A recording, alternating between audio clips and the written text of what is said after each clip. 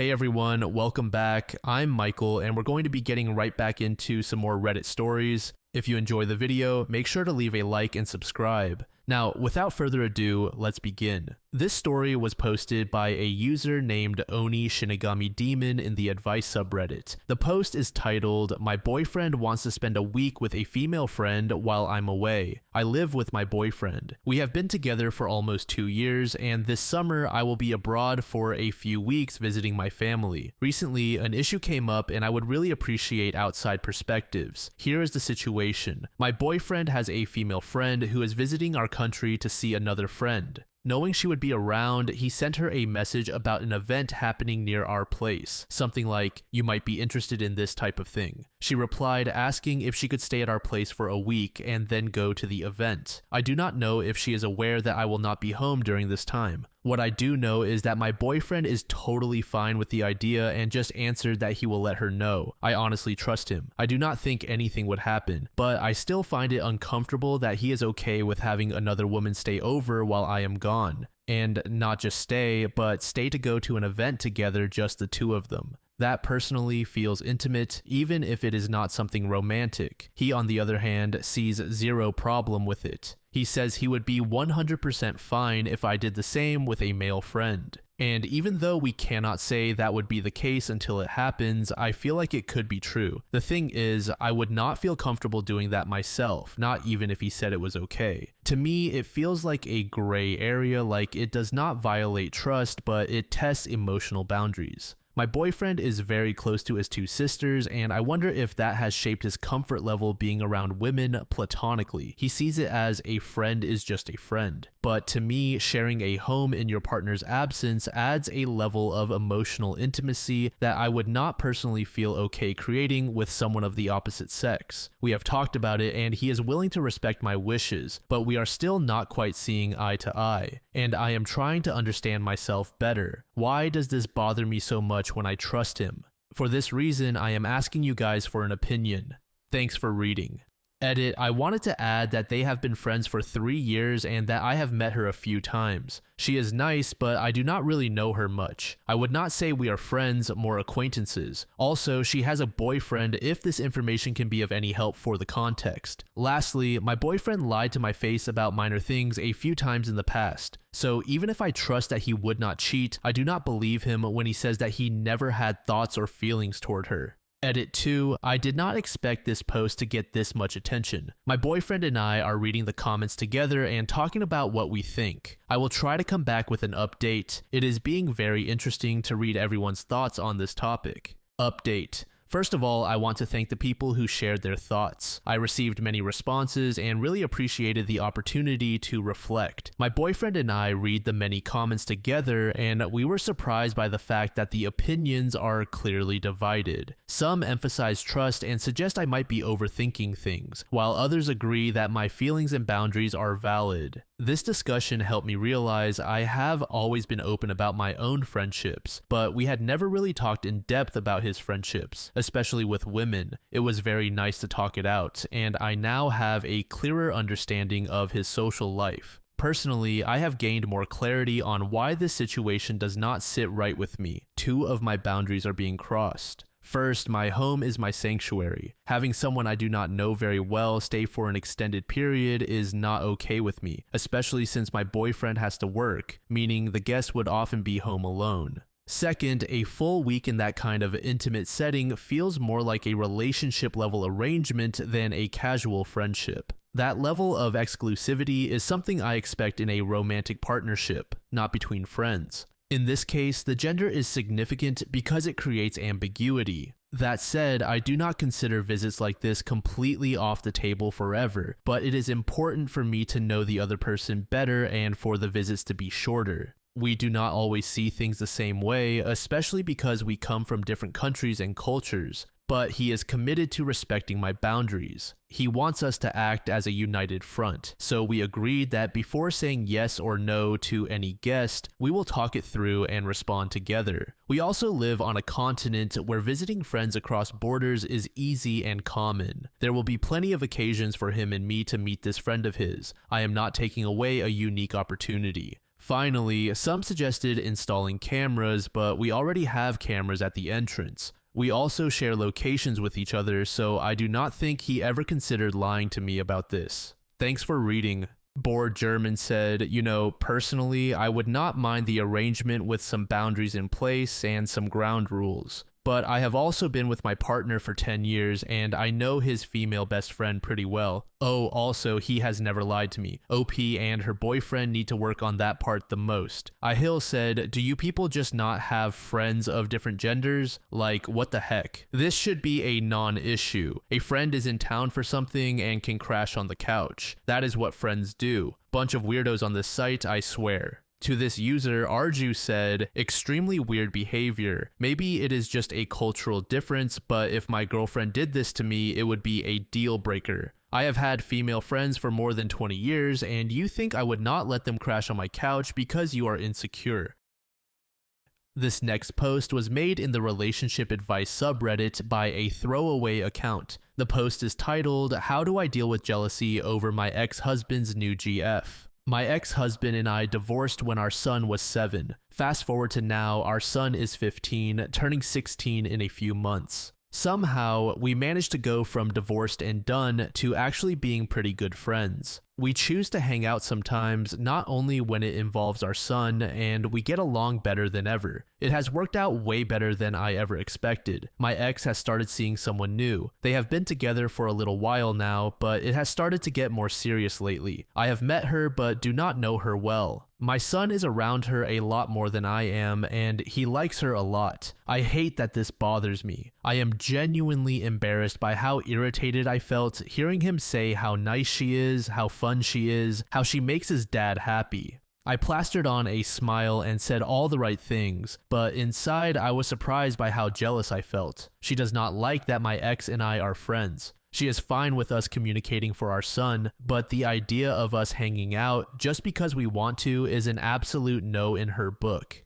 He has started to pull back a little. He is not saying it out loud, but I can tell he is trying to adjust our dynamic to keep the peace in his new relationship. It stings. Months ago, we planned a special trip for our son's 16th birthday, just the 3 of us. It was meant to be a shared memory, a kind of family-ish experience to mark a big milestone. It revolves around something my son is obsessed with, something my ex and I both enjoy too. But now the girlfriend is coming, despite having no interest in the activity. I found out from my son, not my ex, which made it even worse. I have not confronted him about it yet because I do not know how to bring it up without sounding jealous or possessive, but I am honestly upset. It feels like a sacred little space that used to belong to the 3 of us is slowly being taken over, and I feel helpless to stop it without looking like the crazy ex-wife who can't let go. I did not expect to feel this jealous, and I really do not want to come off as the crazy ex. But honestly, it feels like I am losing way more than just a friendship here. I have worked really hard to be mature, supportive, and emotionally steady in this co-parenting journey. How do I manage these feelings without making it weird or damaging the progress we have all made? And how do I set boundaries, if I even can, without turning this into a drama-filled mess?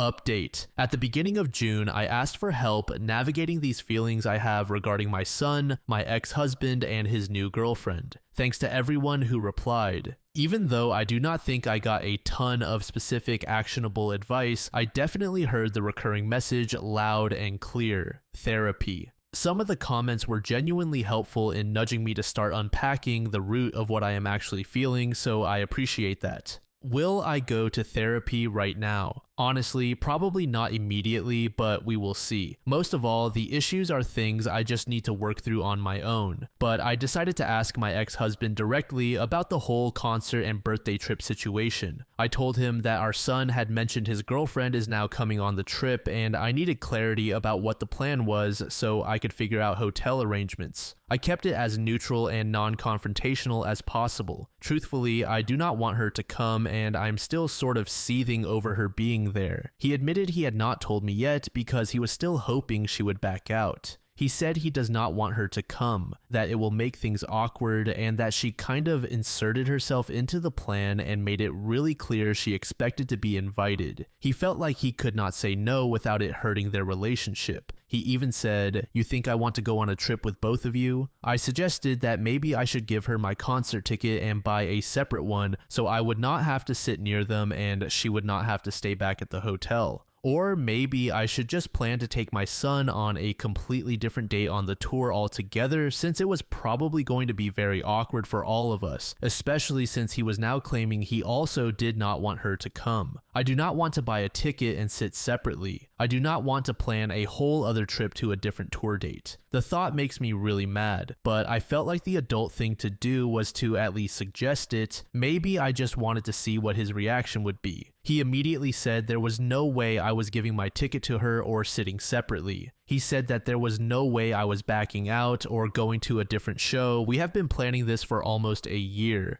We did agree to cancel the shared hotel room and book separate rooms. I did not bring up the fact that his girlfriend is not thrilled with us spending time together. I feel like that is something I just need to accept. Most people in new relationships with someone who has a close relationship with an ex would probably feel the same. It is uncomfortable, but I get it, and I will deal with those feelings on my own. What is hardest for me though is how much I still default to texting or talking to him. We used to talk daily, not just about things related to our son, but everything. He has been my best friend for over 20 years, and before anyone jumps in and says I sound like the obsessive ex calling him that, he has said the same about me. I have not had another best friend in a really long time. I had 2 close girlfriends years ago. Both of those friendships are long gone, not due to any sort of falling out, but due to reasons I do not want to get into here. Since then, I have struggled to find another close female friend, someone I really connect with on that deeper level. I have friends, just nobody like that. I would say my ex-husband is the person I am most myself with and the person I am closest to in the world. So yeah, my ex is still that person, and I am starting to realize that while I do not want him back romantically, I do still see him as mine.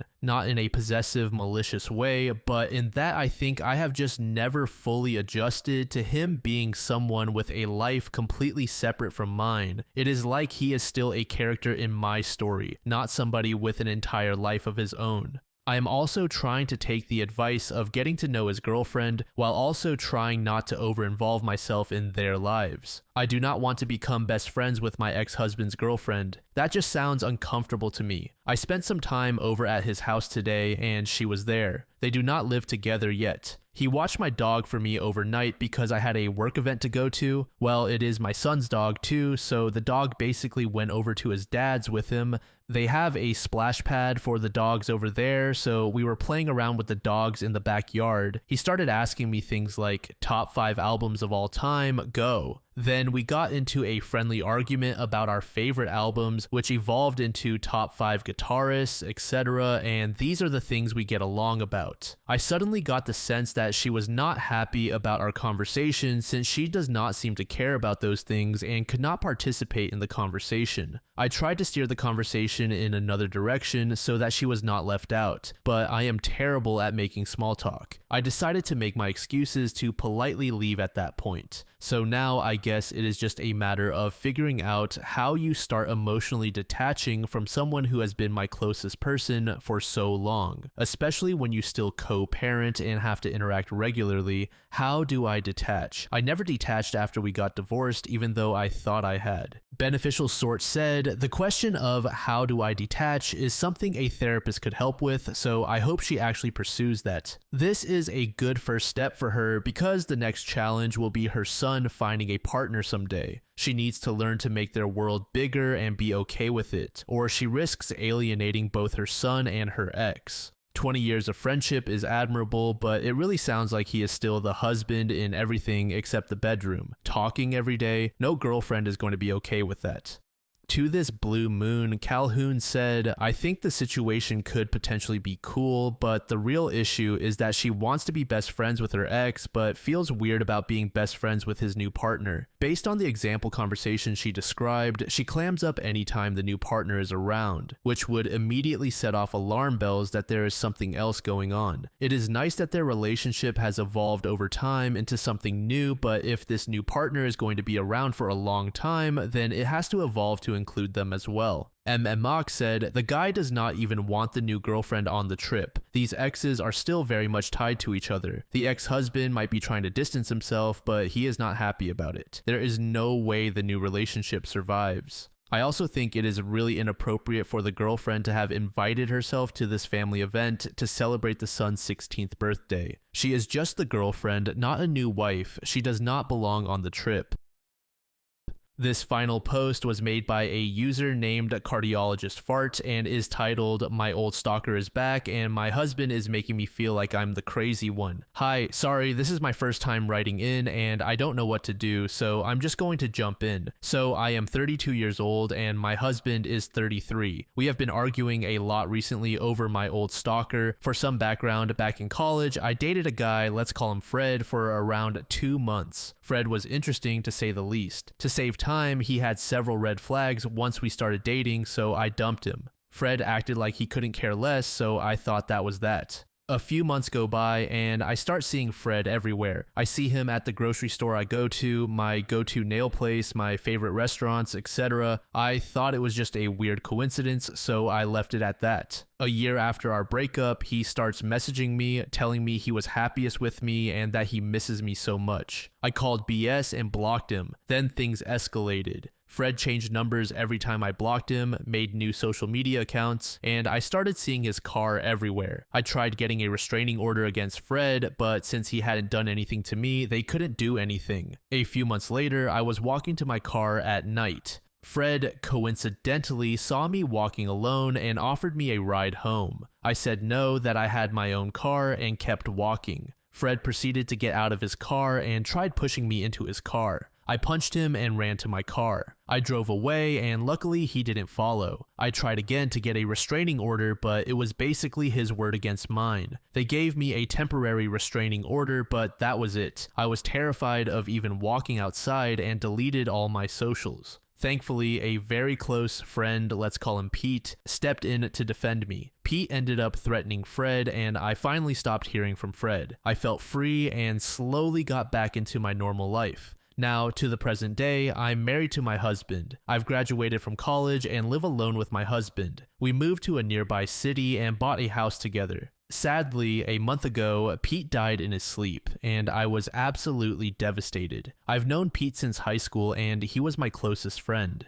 To be honest, I'm still not over his death, and sometimes I can't believe he's gone. But guess who heard about his death? That's right, folks. Fred found out and is now back. I received texts from Fred a few days after Pete died. I now see him everywhere and he's insisting we talk. I just walk away and ignore him. I've reported him, but nothing has happened. So I deleted my socials again. Friends have been telling me Fred has been asking around about me. He's asked if I moved, what I am doing lately, if I have other social media accounts, etc. I'm honestly terrified. I've moved since I finished college, but somehow I see him at my gym, grocery store, park, etc. It honestly makes me believe he never stopped watching me, and it's terrifying. I've told my husband about everything, and he says I'm overreacting or just plain ignores my concerns and changes the subject. I've argued that he doesn't care, and he argues back, asking, what do I expect him to do? He says that Fred doesn't know where we live and that we'll just change gyms. My husband is telling me to just change my regular routine and stop going to certain places. He says it's no big deal and Fred is harmless. I'm like, Fred tried to force me into his car. How is that harmless?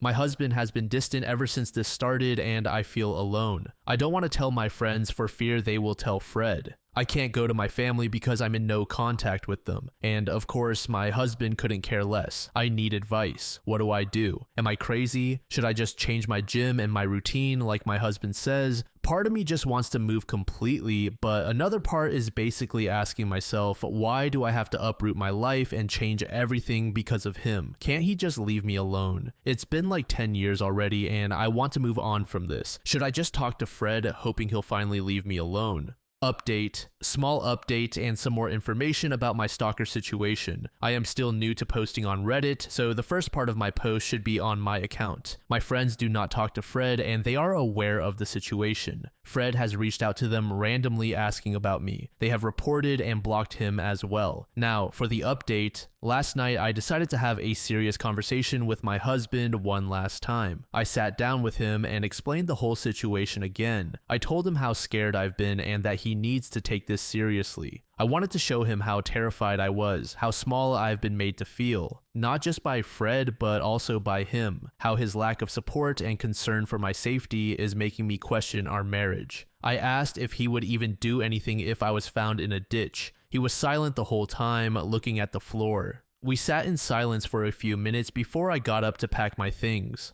My husband proceeded to cry. He apologized and said he would make this right. He said he did not want to overreact for fear of scaring me more, but in reality, it made me feel alone. My husband has been looking into Fred and has found out where he works, lives, and even Fred's family contact information. He wanted to gather more information about Fred before contacting a lawyer. We're both taking a few days off work to get our ducks in a row. We're getting a lawyer and gathering evidence of Fred's harassment. We're also currently looking for a therapist so we can both talk about this whole situation and other issues we have in our marriage. I also have some voicemails Fred has left me and I officially think he's lost it. Some of the messages are him saying straight up gibberish, while others sound as if he's having a conversation with me. He says things like, "Oh yeah, babe, I get off work late, so tonight is a no-go." Or, "I'm off, so you can come pick it up right now. I don't know. I can't do this anymore. There's a lot of fashion in my life." It sounds like he's having a conversation, but it's just him and it's terrifying. My husband does feel bad and is trying his best to console me. He has apologized repeatedly for making me feel lonely and has been more supportive and open. Currently, he's looking through my car to check if there is anything that might be giving my location to Fred. I'll keep you all updated if we find anything or if anything else happens. Thank you all for your advice and support.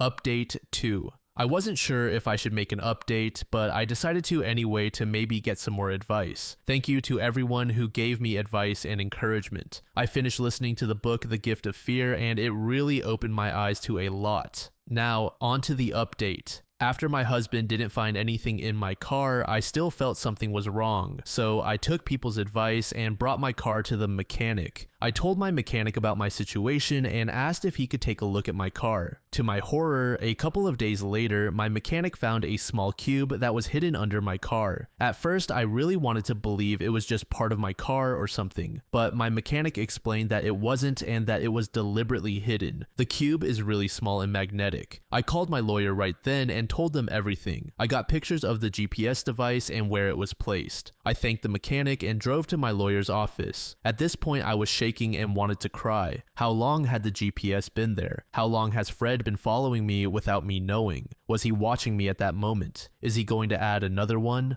I called my husband to meet me at the lawyer's office and told him everything. At the office, I just wanted to disappear. I wanted to run away and not look back. I was terrified and felt so violated, knowing I was being watched for who knows how long. With everything we had gathered, my lawyer was able to get a temporary restraining order that same day. We are currently going through the process of getting a restraining order where I will have to go to court and see Fred again. My lawyer says the process can be long and draining, but it is something I need for my own safety. I got a bit scared and had my husband's car checked for anything as well. Thankfully, nothing was found in his car. I started feeling watched at home, so I had my whole house turned upside down looking for anything Fred may have placed. Again, thankfully, nothing was found. I've told neighbors about what we found and to keep an eye out for anyone suspicious. I've also started safety training for handling and shooting a gun and am still trying to get my concealed carry permit, but it can be a long process. Thank you again to everyone who has given me advice. I'll keep you updated if Creepy Fred tries anything.